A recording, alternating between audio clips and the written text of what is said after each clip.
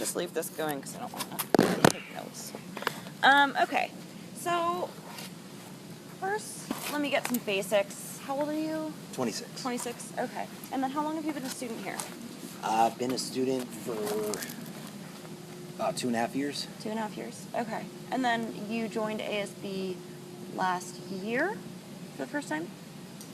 It wasn't the first semester I started, it was the one after, so I think It was the fall yeah, so it I was a started year ago. because I started in, I'd have to No, it was last fall. 'Cause you yeah, were and then in new. spring. Yeah, okay. Yeah. Yeah, So I was okay. yeah. All right, and then can you tell me a little bit about the role of student trustee? Absolutely. In a really short, summarized nutshell, the student trustee is the liaison between students and the district. Mm-hmm.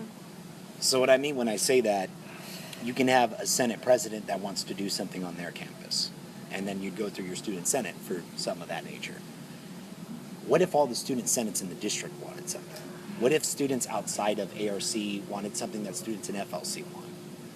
They would bring that kind of stuff to the student trustee's attention. The student trustee would be the one to communicate to the district and say, hey, I have interest from 3 of our 4 colleges. I have interest from all 4 of our colleges on this particular matter. I want to bring this to you for discussion. Did the students go to their ASB first and then their ASB goes to you, or do students come directly to you? First one, totally Okay. right. It's kind of like a chain. So if I'm a student at ARC and I want to see something big change, the very first point of contact for me would be my ASB Senate. Mm-hmm. Now, if the ASB Senate either can't do it or they're looking at something that, this could be bigger than just our school. This could be more than just ARC. Maybe it's FLC, SEC, all those other ones too, consumers. And that point, then you'd want to go to the student trustee for it. So basically, student senates have meetings, right? I have a meeting that I hold once a month with the 4 student presidents, and that's called the SAC meeting, the Student Advisory Committee meeting. So if I had stuff that was being vetted through all the other senates, and we're noticing a pattern here, okay, 3 colleges voted on the same thing. Now we discuss it at SAC board. Okay, there is a student interest in this particular matter. I've got 4 presidents here. I'm a student trustee. Let's discuss this. Is this something that's worth bringing to the district's attention? Mm-hmm. And student trustee doesn't have a vote on the board, right? Just an advisory. Just an advisory. So what do you find yourself doing most of the time? Is it just advocating, or is it... Honestly, I've come to understand, and this is the coolest part about being the student trustee, I can't think of a better word, so I don't mean the word I'm about to say, but the concept. It's almost like you manage. Mm-hmm. I'm not a manager. I don't manage Senate presidents. I don't manage another student. But I'm kind of that middle guy focal point where it's student senates want to get something going, but there's something in the way of that. Or we have to take it to district. This is a big thing. That's where my role comes in. Mm-hmm. When we have SAC board meetings, I don't just start a meeting and say, hey guys, so I had these wonderful ideas I want to discuss, because the SAC board meeting is not about me. It's about the Senate presidents, it's about their senates, and it's about the students that go to their colleges. Mm-hmm. So then they say, oh, Cameron, so ARC had this vote, FLC had, SCC had this vote, and we voted on this particular thing. We want to discuss this for district presentation. Okay, cool. Absolutely. Let's go over have we attacked all the points on this? Are there things we're missing? Like, I'm that person that takes the concerns or what they're looking to get done and takes it to the next step up the level, if it has to go that level, to the district. Okay. So what kind of actual, I guess, power do you have? That might not be the nicest way of saying it, but if you don't have a vote, do you find that they're receptive to the things that you tell them? Like, what changes can you affect in your role?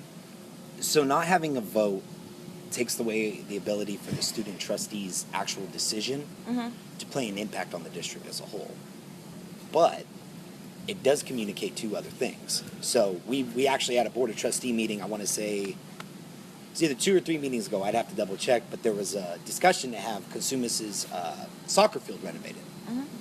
Great idea, right? Students at CRC get a brand new soccer field, it's clean, it's useful for soccer, other stuff, why not, right? During that presentation, we had some I don't believe they were district reps, but the people that facilitated figuring out the final cost of doing the renovation. They came up and spoke to the board, and they're like, so we looked at this is what it's going to cost. One of my other board members asked a question, was like, hey, so what about AstroTurf? I haven't heard anything about that. Oh, well, you guys had an initial, and I'm kind of making these numbers up, but just to kind of facilitate the idea, you guys had an initial budget of $30 million, and if we did AstroTurf, it would have out the gate costed $120 million, so we didn't entertain that at all. But then she turned around and said, but wait a second, we're in a drought. Water is very, very scarce right now. So my real question is not, is the initial cost so high that it's not feasible, but what are the long-term costs? If you get AstroTurf, and yeah, you got to water the thing a couple times a year, but it's a way lot less than an actual real grass field. Is there a significant amount of water being saved? Is there potential savings that result? So these are unanswered questions in that point. So that particular trustee member was the only board member that voted no on that. Me as the student trustee, I thought those were valid enough points to also vote no on that. Now here's what that means. If you look at the minutes, my vote's not seen on there. I'm in roll call, you see my name, you do not see my vote. It's a little unfortunate, but on the other hand, my vote, I try to go into it with the idea of how does this particular thing we're voting on really reach out to students as a whole. And my main thing is if you ever came up to me and say, hey, Cameron, so we had a reporter at the last bot meeting, you voted no on this. Why'd you do that? I want to be able to have that ability to say, look, I did vote no, and this is why. Basically everything I just told you. Does it change the Board of Trustees' ultimate vote at the end? No, they had a majority vote. But to have that student perspective in it, that's, to me, the whole cards of being a student trustee in the first place. Now, there are other things I've come to understand. I went to a student trustee workshop in Costa Mesa a little earlier before the semester started. I'm going to reach out to them a little bit more because I met a couple of trustees that are California student trustee. They're on their board, have a binding vote, and are exempted from any legal proceedings, policies. That's the main reason, one of the main reasons my district's communicated to me why a student trustee doesn't have a binding vote. If the Board of Trustees votes on something and somebody from the public or somebody whatever wants to sue them for it, and they have the legal right to, they can. If I have a binding vote, I am just as equal a party as every other Board of Trustee there. If you're a student, that could present some challenges, but again, I've ran into this isn't everybody doing this, it's definitely not, but there are a couple of trustees that get the ability to have a binding vote, not have to worry about the ramifications. So that's one of the things I'm looking at this fall. Right. Trying to figure out how I can. Okay, sorry. Do you think that the possible consequences of having a vote outweigh the benefit of student representation? They very well may. Okay. They very well may. It's really easy. I'm even guilty of this mindset. I admit it. To look at the district as a whole and say, oh, you guys don't want that because, maybe you don't trust the student trustee to make a good vote or a good call, or you don't feel there's responsibility. But just having been in this role for a couple of months, that's changed for me a lot. You see the other side. It's a lot like this. It's like the student campuses are like state governments, and the district's the federal government. It's kind of really helped me flesh out how this looks. So it's like federal government passes something that's going to affect all the states. Truthfully, the only way that the states can overcome something that the federal government says is if they go through their own state legislator, they get a public call of majority vote saying, look, we want this or we don't want this. We're making this known. And then teaming up with other states that feel the same way, having all that weight right in front of you, and then saying, hey, federal government / district, we've vetted this through our senates. Everybody gave a majority yes vote. We want to talk about this with you. Instead of, oh, hey, I'm trustee, or a Senate president saying, hey, I'm the Senate president, this is, we don't like this, we want to change it. Where's the input from the students? Where's the vetting? Where's the process? So I get that. And I think being a student trustee, the most power the trustee has is completely utilizing that till it's bone dry. So what I mean when I say that, I don't vet something at SAC. I standing on that, it's not my meeting. I'm there to facilitate nothing else. But let's say I have a conversation with ARC President Garrett, and we're just casually talking about something. And it's like, oh, dude, this would be a really cool idea, not just for ARC, but the other districts. The process I would go with that is be like, Garrett, if you really like this idea, or not just Garrett, any Senate member, if you really like this idea, put a resolution through on your Senate. See how they vote. If they turn it down, bury it in the grave. It's obviously not something that we're going to need to spend time vetting right now. We don't have, a consensus on it. But if people are like, yeah, we really like this and respond to it, then I can take that yes resolution and call SEX. Hey, Mariana, I just want to keep you up to date. ARC just passed yes on this particular measure. Could affect the other schools. Not sure if you're interested in it. If you are, definitely consider, if you'd like, putting a resolution through, seeing what your Senate, and then just going from there. So when you sit in front of somebody, it's like, I have meat, I have stuff to give you. We can have a real discussion about this. Right. I recall I had emailed one of my advisors over the summer about having the student trustees advisory vote read first. And I didn't consult any of the Senate presidents when I had this idea. I was just thinking in my mind, well, if you're going to have an advisory vote, it would be cooler to have it read first so the student trustee has more accountability for what they vote, because it's a lot easier to vote on something when 7 other people have voted on something, right? And I was informed that the chancellor already had his system in place that he prefers it to go in roll call into discussion. It's just not something we're entertaining right now. I respect that. That's fine.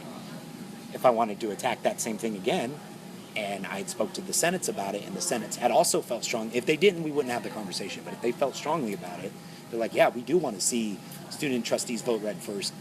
Then you go through that vetting process, and then I have the conversation again, and it's like, hey, so I have 4 colleges that also are very interested in discussing the possibilities of making this happen. So then it's like, oh, okay, yeah, we got student, okay, yeah, let's sit down and talk about it. Okay. So it's actually really cool, Yeah. like thinking Okay. about it. There's a lot of power that I didn't even foresee a student trustee had, but it's literally utilizing it, not on your own whims. Yeah. So not Cameron Weaver's the student trustee, but it's like, if I have an idea, I should, without purview, speak about it with my other Senate people. And if they happen to like it and we get the support that we need, that's how you get big stuff. What if I had 4 Senates in an opinion of yes on something, I had an endorsement from SSCCC on something, and then tried to open a discussion with the district on it? We're really talking about having some weight now versus, oh, it's just a really cute idea I had, can we talk about it? Okay, so I think I kind of understand the job, but what made you want to be student trustee? What made you want to get involved in student representation in the first place? When I first got involved at the Student Senate, there was that article that the Current put out about the cost of the prior March in March. And I felt a little outraged seeing how much money I had perceived had been spent. So I'm like, okay, it's one thing to complain, it's another thing to get involved and be a part of that, to oversee that, make sure that doesn't happen. I want to go that route. I mean, I'm going to school right now for political science. That's my major. That's what I want to do with my life. I would die for an opportunity to get in at the state legislature. Maybe even something bigger, Congress, House of Reps, something to have a voice, have some kind of ability to say, hey, so I'm representing a certain amount of constituents. I've done my homework consulting my constituents. This is how we feel. You know, this is our vote. And I mean, you know, you could have a person be the one no versus everybody else, but it's different when you go that route and you get in that spot versus saying, oh, that vote's stupid, I can't believe, you know what I mean? Right. So that was my initial thing when I went into Senate, and then having been in Senate, it was a really good experience, but I kept running into roadblock after roadblock after roadblock after roadblock on things that I wanted to get done or things that I discussed with my constituents on seeing to fruition. Like, the Student Senate is a really, really awesome thing, and it does a lot of good things, but it's also stymied by a lot of legal laws, provisions, regulations. So I'm like, okay, what is a way I could better hopefully try to see these bigger ideas into fruition? Closest thing you can get as a student trustee. And now Doesn't that that present its own roadblocks? And... It does in that, but they're different ones. I mean, so if I'm trying to come up with something in Student Senate and there's rules and regulations in place, now I'd have to try to reach out to my advisor. Now I'd have to reach out to my president, my other Senate members. Now I'd have to reach out to another committee. Now I'd have to reach out to the trustee. There's a lot of things to go through to try to see a plan to fruition. It's like when you're student and trustee, it's like almost half of those steps get removed. My main, not the word barrier per se, but the main, I guess it sounds like that. The main barrier is the district. And it's not that the district, I totally get it now. It's not that the district is constantly coming from a place of screw you, you know, students, we don't care what you think, because it's not that. They too have their policies and regulations in place. But now as a trustee, I have the power to say, hey, I really want to talk about this, and we have all this support to talk about this. Let's talk about this. I really love that opportunity. I haven't had a chance to be able to have something go through all the Senates and use that process yet. But I've been talking with all the Senate presidents, and it's really, really kind of exciting. It's almost like, I know it's been done before. I'm not saying it has never been done prior, but that's my main focus being a trustee. Outside of representing the taxpayer, outside of representing the public, and outside of being a representative for the students, is being an effective tool to help get the students things that they want. And even if I can't guarantee you'll get it, I want to put it on the table for a real honest discussion, not a 2-minute rebuttal. Oh, you haven't done your homework. I want the homework done. I want all the footnotes taken care of, so we can really. And then if it's something students really want and the district still feels against it, we can put that information out in the public, and everybody can say, okay, well, students said this, students had this, district said this, district felt that. Let the public have their final decision. They're the taxpayer. We're not here without them, right? So if we can go back a little bit, sorry to jump all over the place. No worries. I'm sorry I'm a chatterbox. No. Before you came, was there a gap between high school and college for you? A small one, yeah. What did you do in that time? So, kind of give me everything after high school. So I went to Sierra College from 18 to 19, and I didn't qualify. I qualified for bog fee waiver the first year. I didn't the second, and I didn't qualify for financial aid because the way their system's kind of set up. It goes by, if you're under 24, it doesn't matter if you got your own place, boyfriend, girlfriend, other side of town, doing your adult thing, unless you are age 24. Financial aid looks at you as a dependent, which means if I'm going to determine your eligibility, I need your parents' tax returns. So whatever your parents show, that's what they make. It doesn't matter if housing bubble market of 2008 happened and my parents lost their house, people lost their houses, right? Doesn't matter if you had to declare bankruptcy. Doesn't matter. Those things don't matter. So long story short, I had to pay out of pocket. Sucked, whatever. I went the first semester, did good. Went the second semester, didn't do well at all. Got done with it, didn't have any money, little burnt out from how bad I did the prior semester. I was working at the time. I was trying to figure it out and I wasn't doing good. So I'm like, okay, I don't have any money. I'd like to go back, but I'll worry about it when I get money. So from 19 to 24, I went through a long period of being able to put food in my stomach. I had my own place, but I didn't have money to go to school. Were you working full-time somewhere? A couple jobs. I mean, I've been an IT person. I've been a bartender. So obviously, you're not in school. You got to make your money to pay your bills. But the biggest thing is, and I tell everybody this, it is absolutely the best thing that ever happened to me to not go to school from 19 to 24. And in fact, if I had gone to school from 18 to 21, 22 at my bachelor's, I would have no idea what the heck I'm doing right now. What I think, what I feel, what I want to do with my life, it's like having that period of time to just live and just experience and try to learn things. I come back to college when I turn 24 because I qualify for financial aid, and it's a completely different world compared to when I went to Sierra, compared to when I went to high school. I have an insanely different drive for what I want to do with my life than from 19 to 23. 19 to 23, I like to go out and enjoy my age and make enough money to pay my bills, and that's it. And it's like, I don't want to spend my life doing that. What do I really find passion in? And it's like what I was telling you, the chance to get into a political system where you can have a say against things that happen not just to you, but your constituents, your fellow people, your fellow citizens, California, United States as a whole. So having that gap and being able to live life and be like, I don't want to work and bartend the rest of my life. Like, I want to do more with my life. Coming back here, I'm getting all A's, I get a couple B's. Like, I really take this serious now. So when I get out of here, when I go into my next move, I feel insanely confident versus 4 years ago. Did the early college experience with financial aid kind of shape what part of your platform is now as a student trustee?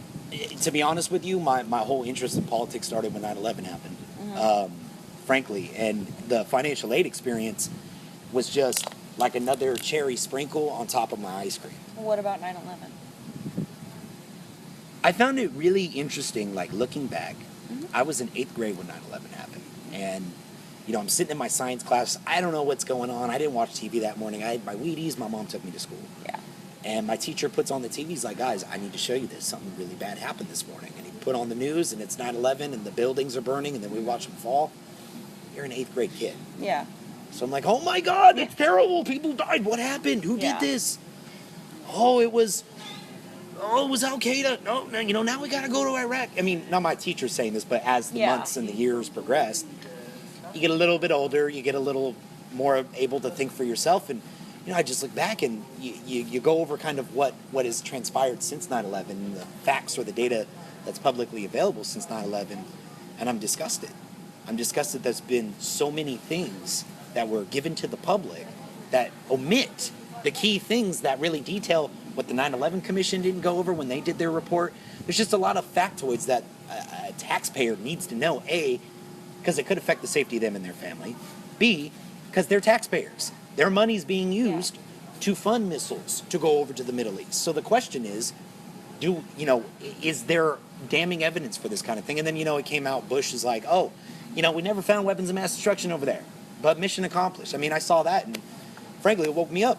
I'm just like, my mindset is now, I don't feel the people that currently are our elected representatives represent even just my interests, because I can't speak for you. I can't speak for anybody else here, but I see that kind of stuff, they're not speaking for my interests. And that sends me through the roof.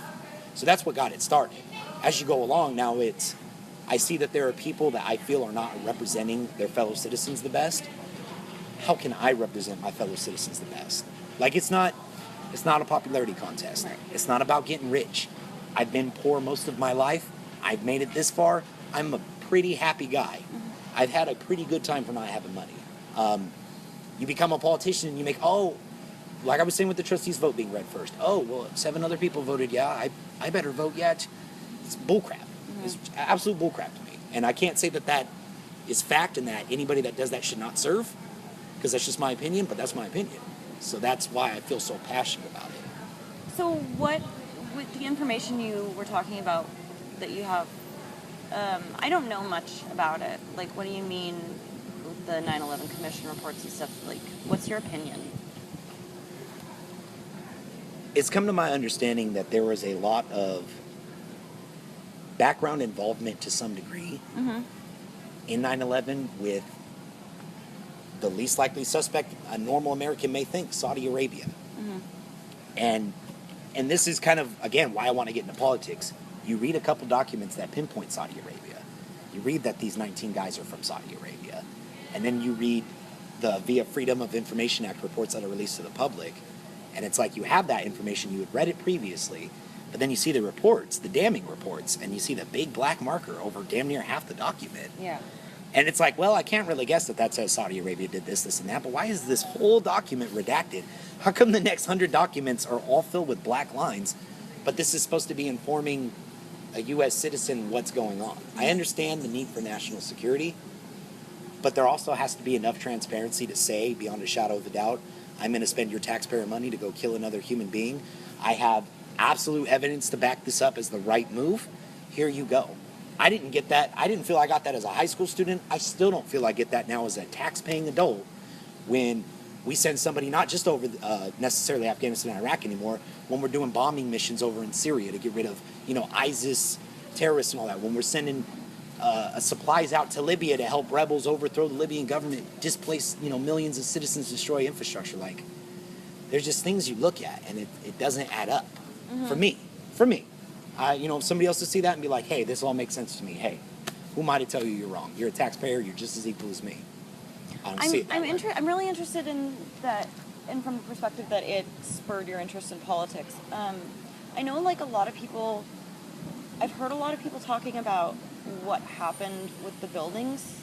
Are you in that camp, would you say? Like, the really crappy thing about that is there are literally limitless conjectures somebody can make. Oh, it was demolition. Look at how these buildings got demolished and look what happened with this. See, that looks the same. Or, oh, there's an inconsistency with the plane in this video. That. Or Larry Silverstein, who owned the World Trade Center towers, made buku trillions of dollars in insurance policies instead of having to tear his buildings down, which he was legally required to because they were contaminated with asbestos, because those planes brought them all down and he took out an insurance policy.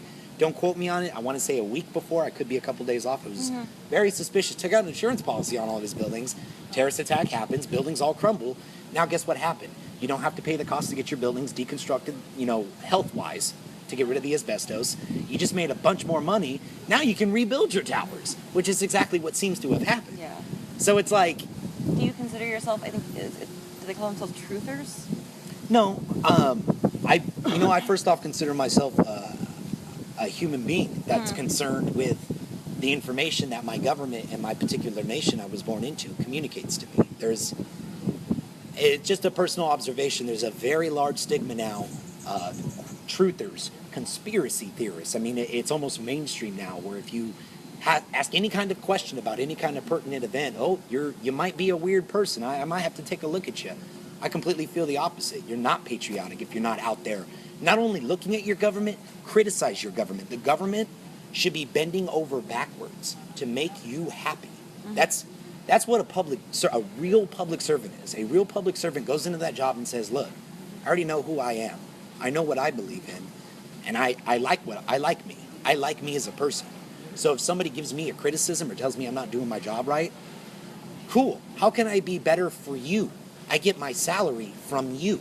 And I mean, I don't see that at all in politics nowadays. It's almost like politicians are in a different echelon compared to the rest of us normal tax-paying citizens. And it should be the complete opposite. Right. You know, I mean, Thomas Jefferson said, not Thomas Jefferson, Benjamin Franklin said, anybody that sacrifices a little bit of freedom for security deserves neither liberty nor security. You know, and it's like, you look at today's world and you look at the Patriot Act and you see these provisions that are being put in place. You see the legislation they passed since Occupy Wall Street decreeing that any kind of protest can legally be considered. I'd have to look at the technicalities of it, but basically you can be arrested for protesting now. It's at federal government discretion, right? You know, you have a Freddie Gray situation and you have hundreds, if not thousands of people on the street. They're probably not going to go out there and try to arrest everybody. It doesn't make a lot of sense, but it's a tool to have that 18-year-old kid who's still trying to figure himself out in the world and he has questions and he notices things. It's a tool for that kid to say, hey, I shouldn't go out with people that may disagree with this legislation that Sacramento just passed. I should stay at home because I could be arrested. I could be charged with something. That's sad. Yeah. I know that you know about the Sac City incident. I think you came into the newsroom the day that it happened. Do you have any comment on what happened there and how the district's going to move forward from it? I said this at the BOT meeting. I'd gladly say this to you. I'm very impressed with the district's response to the incident. This is what I mean. When something like a shooting happens on your campus, and I'm just imagining from my own perspective, I would imagine my very first thought would be, oh, there was somebody on campus with a gun. That's not safe. How do we make this campus more safe? I don't feel safe.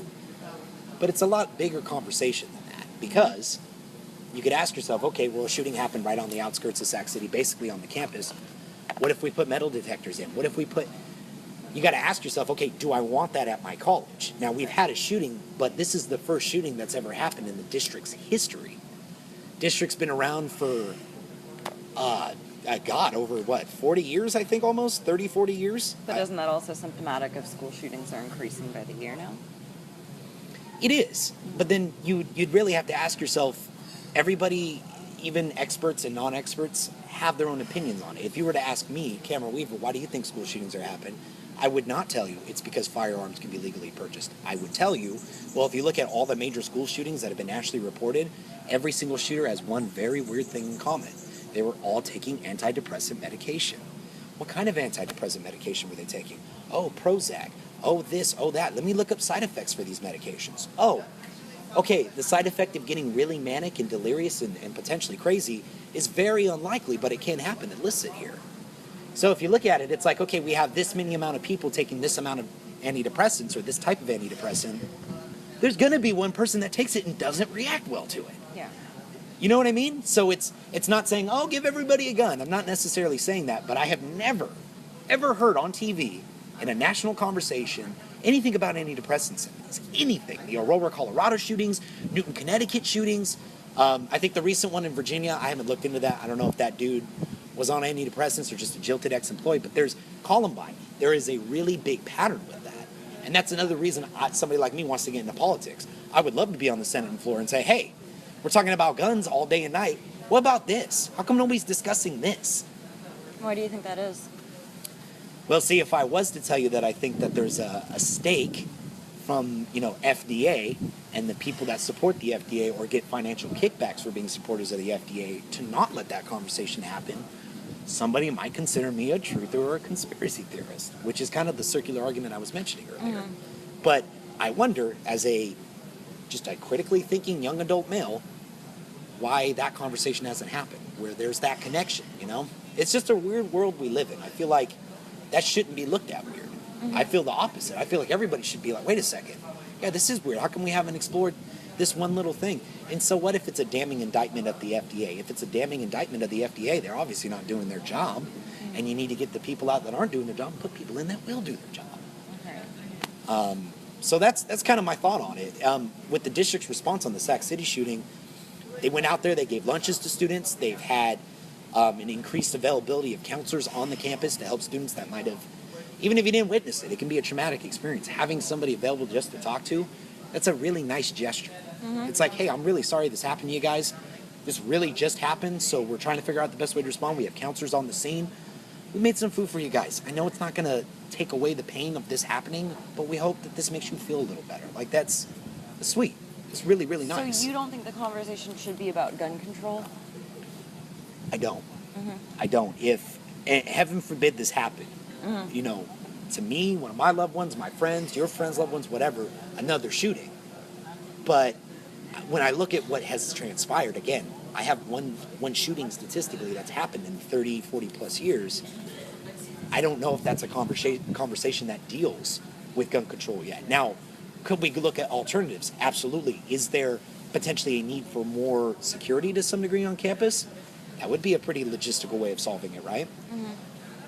Okay, well, now we got to look at costs. You know, there's always the little stuff that goes with it. But then I guess if putting more security on campus was a potential solution, and I'm not going to speak for the district when I say this, but I'm going to pretend, if you will, I'm a district person. My next question would be, how much is it going to cost? Do we have the budget for it? Is there any kind of statistics we can use to say, oh, if there's 15 campus guards instead of 12 or 5, that decreases this amount of crime by this much percent? Do we have any other schools, area, you know what I mean? Just, right. It's like I said with the whole student senate thing. Do I have the meat to put on the table before I open up? And that's how I feel you should ever do any kind of big move. You should have the meat on the table. You should have everything you can before you discuss it. That way, whatever decision comes from it, we don't turn back and say, oh, well, we didn't have this one person's report. We didn't have this one committee's outlook on it. And that jeopardizes the whole process if we don't got it, which is why I believe, in my opinion, a student trustee is so useful in that scenario in the first place. Because that trustee could, again, take the meat and say, hey, district, I have the meat. Let's get to eating. So you mentioned that you don't want people to perceive you as a conspiracy theorist. Do you feel like your views are controversial at all? Not at all. Not at all. My views come from a place where I exercise my mental and adult facilities to come up with a thought or an idea on something that's transpired. Have people accused you of being a conspiracy theorist before? Outside of working with you guys, not really. Really? Yeah. But see, there's a time and a place. Yeah. That is more pertinent, I believe, now than it's ever been before. So, if I wanted to talk about a very sensitive topic with somebody, before I start opening my mouth and discussing it, I want to look at the situation. If I'm in the middle of a class and my teacher's lecturing, that's probably not a real good idea to put my opinions about 9/11 out there. If I'm having a discussion with another student and he's, yeah, dude, so, I don't know how we ended up on this, but 9/11, blah, blah, blah, blah. I will give you my honest opinion, and I will have no reservations, concerns, or fears about doing it. But it's all how you do it, right? It's not what you do, but how you do it. And I really believe in that strongly. So, frankly, if anybody would consider me, quote unquote, a conspiracy theorist because I entertain looking at the outside aspects of things that affect our country, that's a title I wear proudly. I have no shame in that. And like I tell you, I normally don't have somebody come up to me and say, Cameron, I think you're crazy. You're a conspiracy. Because it's, like I say, it's the atmosphere, it's the discussion. And even if you're having a casual discussion with friends, students, whatever, and you happen to put your view out there and someone's like, oh, you're one of them truthers, huh? Hey, man, yeah, I happen to look at things on the side because it's pertinent to me, because it's pertinent to my future. If I have any kids, it's pertinent to their future. It's pertinent to my family that's alive right now. It's pertinent to my friends that live in Sacramento. It's pertinent to my grandma that lives in Florida. Like, this is pertinent to me. So, I don't, but I will say this. I don't think anybody has the answer to anything that's going on worldwide. All we can really do is get the information that we're told and decide what we believe about it. Decide how we feel about it and how we communicate that information to other people. So anybody that, wants to go out and say, oh, this is exactly what happened. I used to be one of those people. Oh, this is exactly what happened. I can't say that. I'm not a trained specialist in determining how buildings fall at a certain velocity. I don't know that. So I would be talking out of my butt, quite frankly, to say that I knew that. But I feel I can say, well, there's a lot of alternative, okay, so this scientist guy, here's his data, there's this data. I'm going to form an opinion, because that's what it is, an opinion based on all this information. And that's my opinion. But my whole argument from the get-go is if there's that many alternative sources or there's that much alternative information compared to the official account, in my mind that at least opens up the window that maybe the official account didn't have all the meat on the table when it got made. Things did get messed, and this keeps going back to what I'm saying. If something's not on the table when you talk about it, we're not getting the full picture. If we're not getting the full picture, that's a problem. Doesn't matter if it's national, doesn't matter if it's city council level. If you're not getting the full picture, you're not able to make a really conscientious, truthful vote. You don't have all the information. And the worst part about it is people that don't realize they don't have all the information and still make that vote. That's the worst part about it of all to me. What issues are you passionate about that people have felt are controversial before? I remember, I don't know if you don't like the term, but I think when we were doing the magazine, you mentioned anti-vaxxing. Yeah. Yeah. From my standpoint, there is a section of the population that feels with the current information out that vaccines are not safe enough for them to feel safe consuming their children, their family, whatever, right? You have two different camps. You got one camp, oh, vaccines are great, we all need to get them. Other camp, heck no, I don't trust the vaccine. Whatever the case, there could be a million reasons why no, but basically these group of people are in the no. So this goes back to what I was saying previously. There is a lot of stuff, and somebody can look it up on the internet right now. There are scientifically peer-reviewed journals that indicate vaccines don't cause any problems, right? So when you see that, it's okay, cool, vaccines are great. But this is what I mean when I say that there's other things. There's the VARS system, which is set up to pay out claims to people who feel they've had their health or their life quality impacted from a vaccine. And people have gotten paid out from that. I'm not making the argument that because there's a VARS that all vaccines are bad at all. But it seems to me because there is a VARS and because there are people getting paid out that yes, I can say, beyond a shadow of a doubt, unfortunately, vaccines do at least affect somewhere a small population group negatively. That's why they're getting paid out. Hey, I'm sorry this happened to you. You can't walk anymore. Here's a couple $1 million. Hope you have a good life. Right? Are these the issues that made you want to become a representative for people? Yeah, actually, a vaccine would be another thing. Because again, I would come at it from the same angle that I'm coming at the gun thing on Sac City.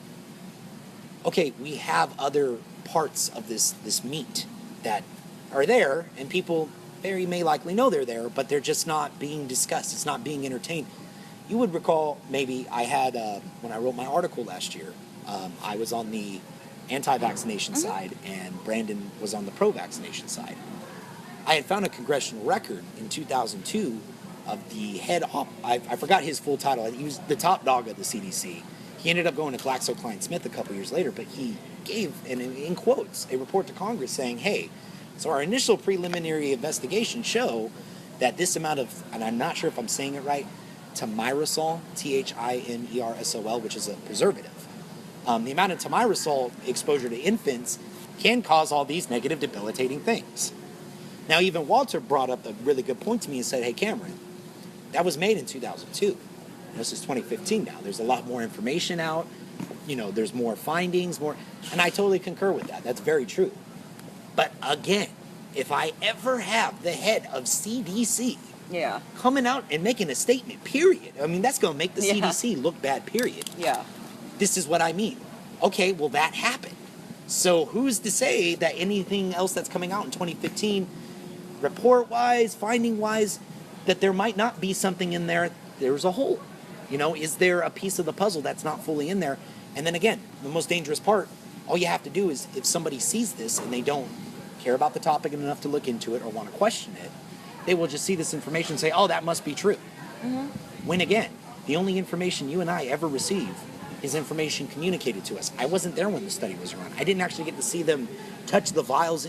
You know what I mean? I know it seems like a ridiculous example, but because we're not there, we can only go by what we're told. And if you're told at any point, this is the truth, and then there's these other little tangents to it, it's just impossible not to look at those tangents. Right. I won't turn around and say, hey, vaccines are all bad, we need to get rid of them immediately. That's jumping the gun without having all your meat on the table. But still looking at these side points and saying, well, dude, why aren't we talking about these? Why is there such a perceived negative connotation if somebody looks at these and says, hey, well, this looks a little, no, you're a conspiracy.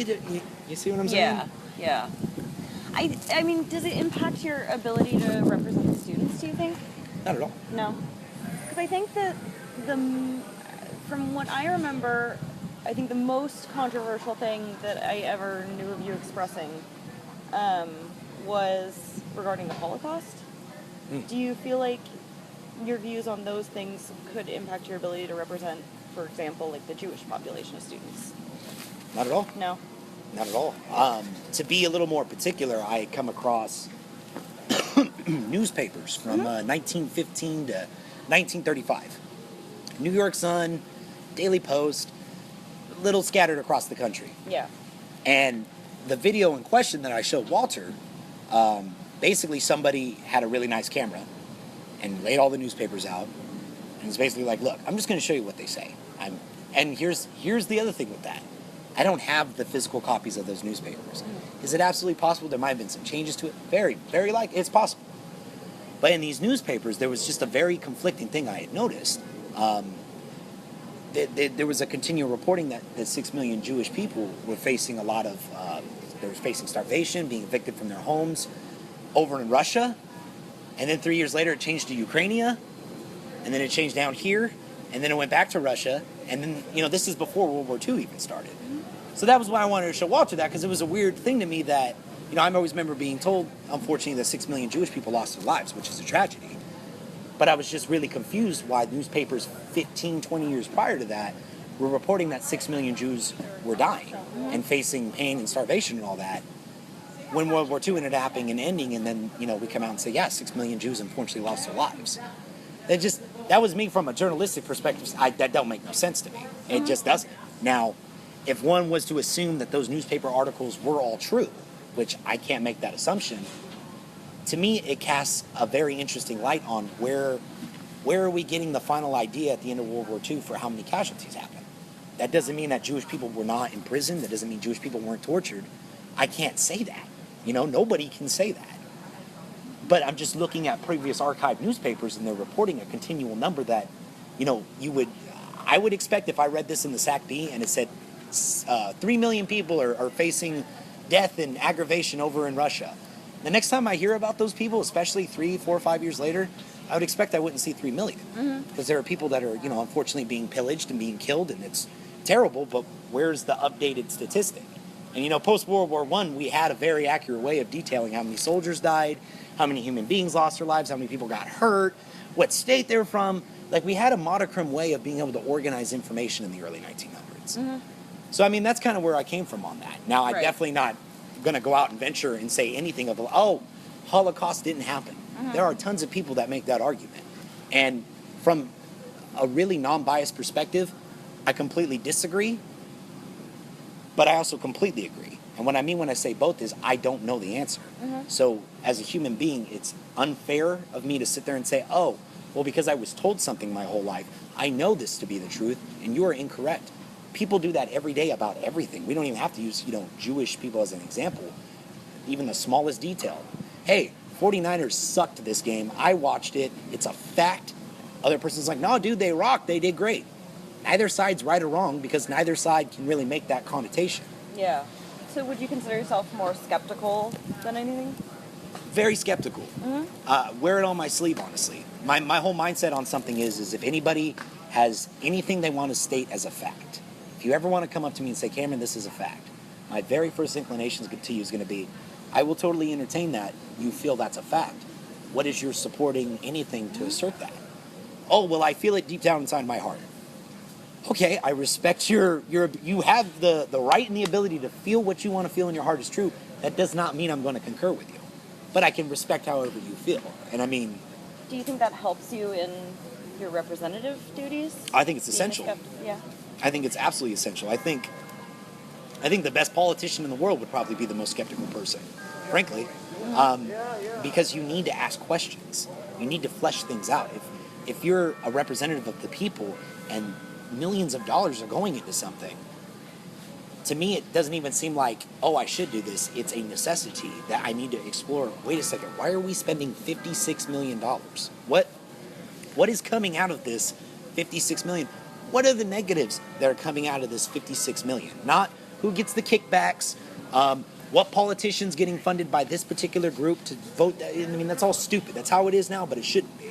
It's, okay, have I done my due diligence to making sure? Because at the end of the day, you still make a vote. And you're representing people. So there are going to be people you represent when you make that vote that are going to say, no, I don't agree with that vote at all.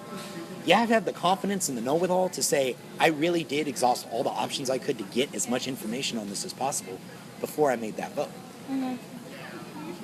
Okay.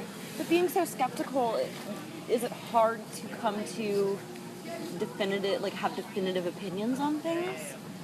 I don't believe so. No. I have a definitive opinion that anything I do, previously as a student senate member or even now as a student trustee, equally looks out for the general public, aka the taxpayer, the district, and that doesn't mean just the district and not, I mean the schools, I mean everything as a whole, and the students. So it's like everything I look at, I have to have those three perspectives at all times. Because I have those three perspectives, the windows of skepticism are completely open up for a good, in my opinion, reason. I have three sides I have to look at.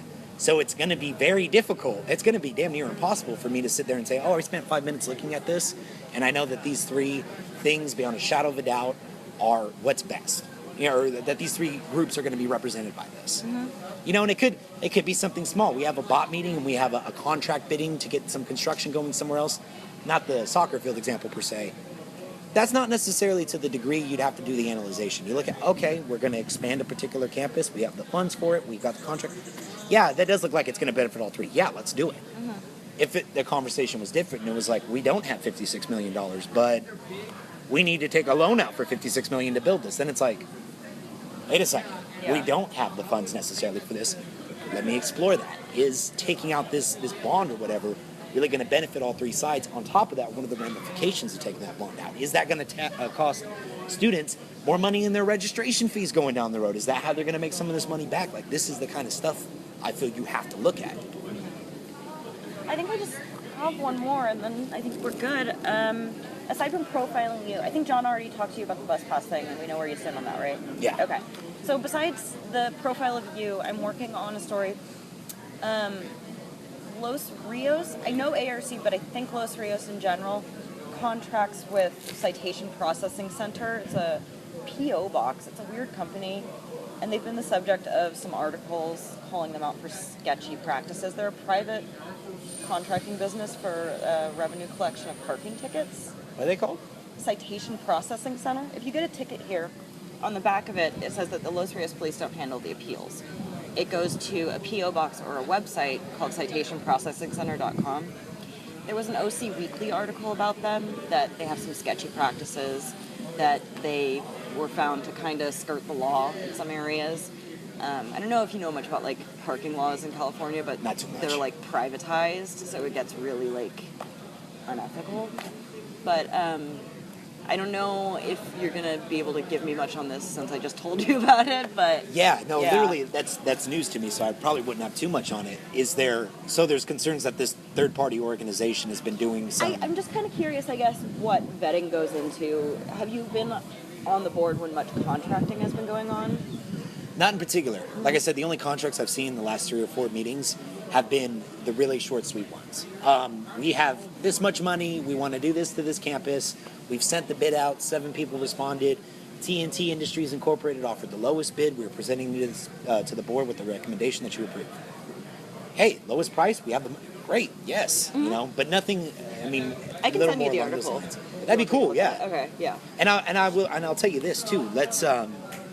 Let's say that this group, the concern that they might have done something illegal or unethical was strong enough. This goes right back into what I was talking about earlier. One day, if let's just say you were like, hey, I want to see this talked about. If you happen to walk into a Senate meeting during public comment and just bring it up to their attention, now it's like, oh, okay, right? Then Yeah. I Garrett. So at the meeting go, oh yeah, dude, Barbara came by and said these people did. Yeah. Yeah, cool. Well, let's look into that. And then once they look into it, let's pass a resolution. We don't support them. We don't. We have the meat on the table. We're making a really big accusation here, but before we make that accusation, we have the meat.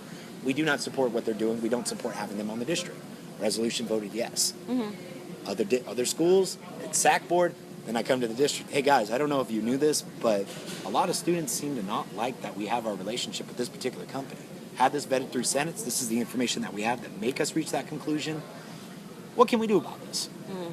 Oh, and then it's like, oh, and I'm not saying the district's saying this, but how can they know if they don't get told? Yeah. You know what I mean? The district does a lot of stuff. Mm-hmm. I got a newfound level of respect for them in regards to the amount of micromanagement and the things that they get executed to make sure our colleges run. It's pretty cool.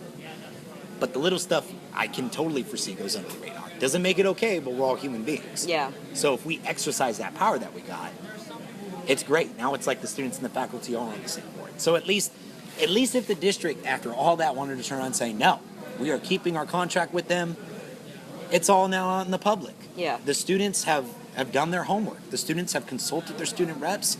They don't feel it's in our best interest. Let's let the public decide from there on. What else do you really need to do outside of the district telling you no, outside of, I don't know, possibly escalating that? If there was a big enough issue, obviously we could talk about that. But for something like this, I would think even if they said no, it would be better to let it stew intentionally. Let the people see it. Well, I wonder, the district not representing, and then this is, assuming it went like that. This is all what if. Mm-hmm. But that's what I mean. It's just so much more effective than you coming up to me and interviewing me and then saying, Cameron, what do you think? Oh, I think it's bull crap. Yeah. Who the hell am I? Yeah. Have I done my homework? Have I negotiated the bid? No. So what kind of constructive opinion, not to be a jerk, but frankly, what kind of constructive opinion do I have on that? Right. So they're all things I've really picked up in the last 6 months. It's been really eye-opening. Yeah. Really. Is there anything I guess last question, is there anything you want students to know about you and your job?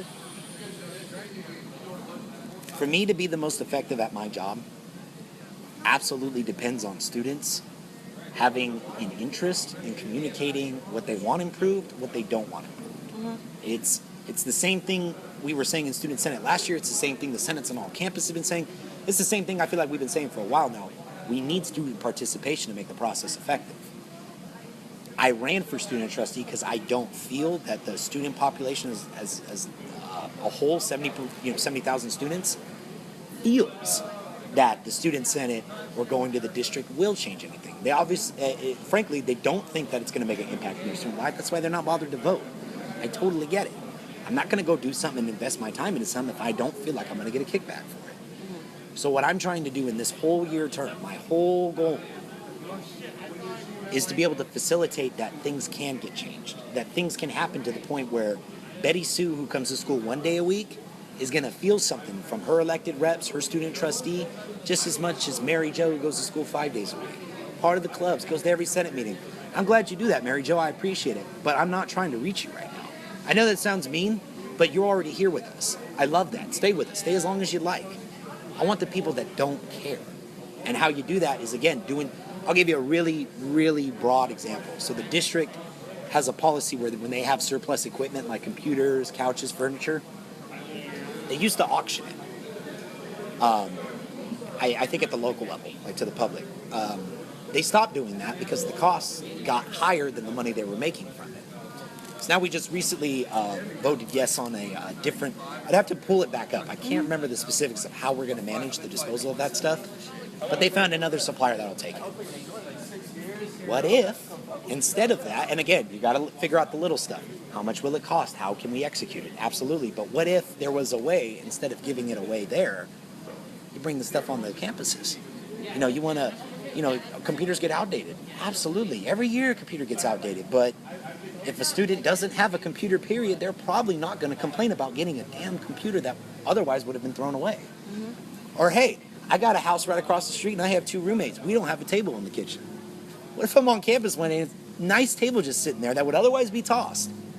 Oh, dude, roommates, guys, come to campus. Help me carry this table back. Like, you know what I mean? And then that guy that just comes to school, takes his 2 classes and goes home, he's going to walk by this pile of stuff and be like, what the hell's all this? Go up there, hey, guys, what's going on? Student rep over there. Yeah, so the district gets rid of stuff. Yo, we're giving out to the students, man. I didn't know you guys did that. Oh, you know what I mean? Yeah. That's all it takes is that little spark. Now, maybe he won't come to the Senate meetings after that still. Maybe he's not interested. Okay, maybe somebody else is. And on top of that, if he's not interested the first time we do something like that, would he be interested the second time we do something like that? Right. even though it didn't increase the turnout in March and March significantly, it barely doubled it. I really liked the outreach with the food on March and March. If students have some kind of, I want to give you something. You're already coming to school, doing your classes, you got family, you got life, you got relationships, you got it hard as it is. I don't want anything else from you. Let me give you something. And if you like what I'm giving you, then maybe you'll want to take some time out and get involved and see how you can give students other stuff. So that's my biggest thing. I just hope that we can get some, and outside of that, I don't have any immediate ideas, but stuff like that going, so that way students do see it. So if I'm done being student trustee for a year, everyone's doing their Senate thing for a year, we're all done, we can look back and say, hey, did we really try to reach out and touch, not the student that we're already touching, but the student that doesn't even see us? Have we touched them? If I can say, yeah, I'd feel really, really damn good about my job. Thank you for talking to me. If I have any questions, can I call you when I'm writing it? Absolutely. Any follow-ups? Okay. Feel free to text me too if you'd like. Okay. I know it's weird. Yeah, but I'll send you that article right now. I just thought it was really interesting, and it got me curious about